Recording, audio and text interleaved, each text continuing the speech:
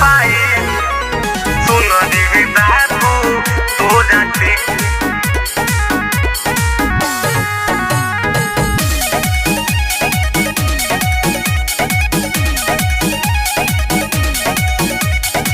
हमरा बिरादर के बराबर में ना जई है दूरे से अपन ते इज्जत बचई है हरे बड़ी मान मारा हमरा बिरादर के बराबर में ना जई है दूरे से अपन ते इज्जत बचई है अतना फायरिंग होई कि दुआरे तौल के जाई गोली बोरा से कोई जाति के ना अब काटू न पाई सुन रे बाबू तोरा से हमरा जात के ना अब काटू न पाई सुन रे बाबू तोरा से कटई बेकार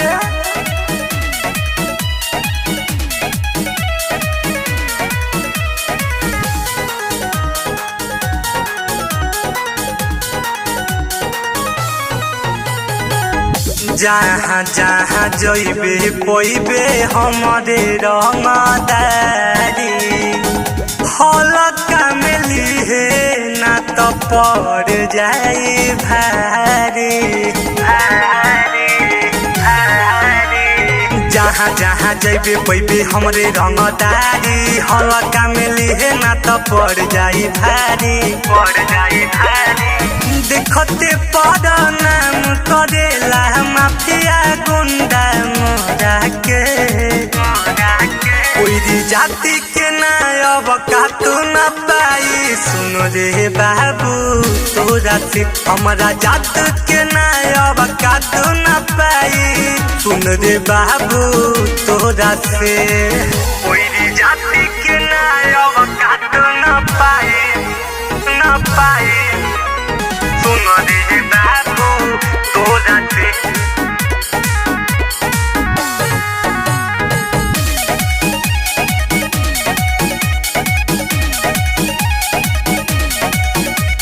साफ साफ कोई बात हो जा सावधान हो ना तो जवानी में धोवे पड़ी अपन जान हो